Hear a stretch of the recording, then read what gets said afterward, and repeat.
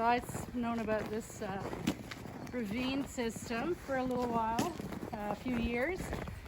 But when the pandemic started, I started coming here. This would be my destination. It was a good amount of walk to get there. And I just fell in love with it. It was a little oasis. It turned into my happy place during the pandemic. Going to Smalls Creek inspired me to learn a little bit about that whole ravine system. So I had always seen the entrance to Williamson Ravine on Gerard and never gone in. But one day, a few months ago, I did.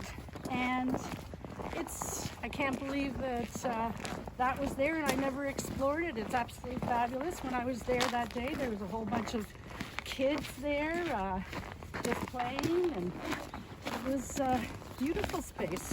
Why do you like the Smalls Creek Williamson Ravine? When we were kids, we would go and we'd go to everyone's houses and collect like snacks and weapons, sticks that we would use, and we played Hunger Games in the creek, and it was just awesome. We'd see cool bugs and insects, and it was just an awesome time.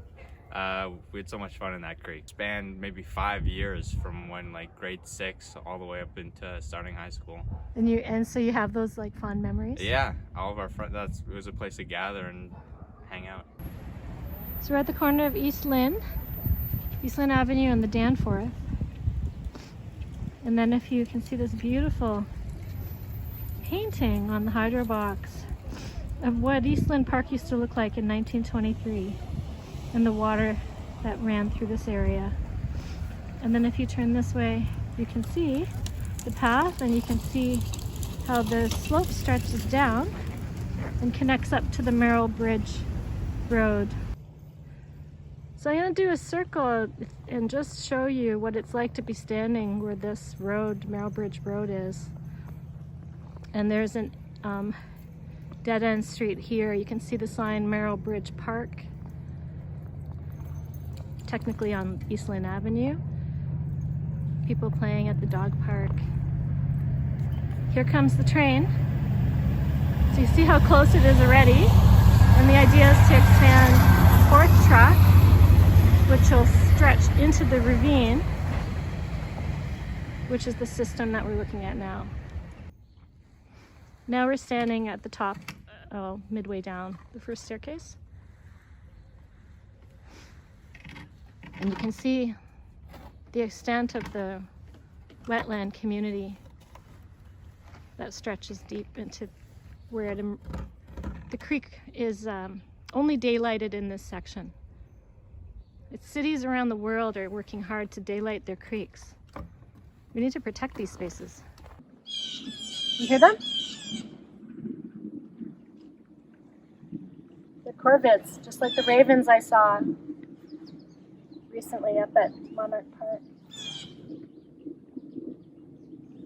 So Luna and I love this space. She's pulling me to get to the end where I let her drink the clean water, because the storm water in the creek runs through this area, and all of the plants, they do something called phytoremediation.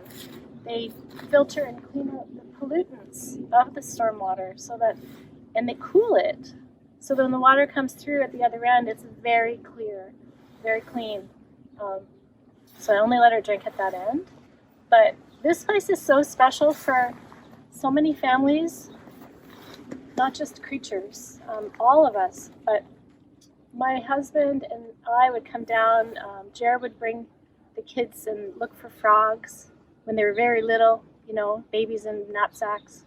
The kids, as they got older, could find their way here because they knew where it was. And this is about 1.5 kilometers from our house. And Evan and Shan's son, Fraser, and their buddies would come down here and play Hunger Games. And those kinds of urban wilds experiences are so critical to healthy childhood development. And I really think those kinds of experiences have made our kids the strong, loving people they are today. You watch them with animals and other people, and kids need these spaces, and we're losing so many of them. And like Shan, in the beginning of the pandemic, when everyone was really stressed out and very high anxiety, we still are, But I would come down with Luna early in the morning, and we would come and visit and talk to the water and pray to the water and thank the water and all of the creatures. And then I took photos to teach my students at U of T about plant relations and medicines. And we looked at the asters. We looked at identifying all of the asters in this tiny little ravine and learning about the medicines those asters provide from Indigenous speakers that came to our class. And in my green infrastructure class, I talked about the ecosystem services, about how the water is cleaned, about how this area, you know, contributes to cooling the urban heat island effect, so that, you know, we need more of these green oases that cool our environment, because we've been paving over so much and having so many hot paved surfaces that we contribute to climate change. Urbanization is is a huge contributor to climate change. But anyway, we're here to talk about how much we love this space. Right, Luna? That's why we're here. And I have to say, when I look at the water and I look at the plants, I'm just filled with such joy. And I look at the squirrels hopping around. Luna wants to chase them. One of the things I thought of when I was, the times I were here, I thought, what a lovely life to be a squirrel in Smalls Creek. I know. There they go now. So if you see the trees that are tied, you know, with yellow ribbons and red ribbons, the community came up with the idea, some people in the community, of wrapping them to show the extent of the trees that would be removed.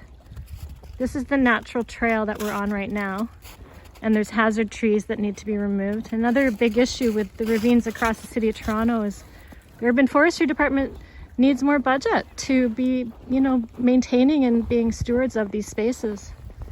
And that's something we all need to work towards as well with the ravine strategy. You can see the water running through. This has been here before people came here, you know, as settlers. This has been here. The Indigenous people would have used this waterway as part of, you know, where they gathered together, gathered water. I don't know. What are those traditional stories? We need to ask these questions. But we know that the Mississaugas and the Haudenosaunee use the waterways, collected and gathered medicines, traditional medicines. I've seen some in this area. So are those being considered in this in this design? I don't know. I haven't seen that, and I don't think they are. So I'm standing about halfway through the ravine. You can see the size of the creek running through this space. It's a little tributary. And you can see the cute nature structure that kids are down here building with the branches. You know, we need to find ways to protect this gem of a space in the city for so many reasons. There aren't very many natural creeks within walking distance of people's homes in cities. And we're so lucky to have this one. So you can see how clear and clean the water is. I can see every stone and leaf right down to the bottom. You can see the natural bridge the kids have made. One other really interesting thing is the remnant stones and the bridge that would have been crossing over here, and maybe part of the old railway. I'm not sure, but this is where we give thanks to the water.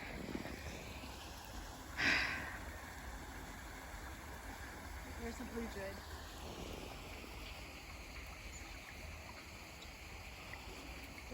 There it goes. Water is life. We love you.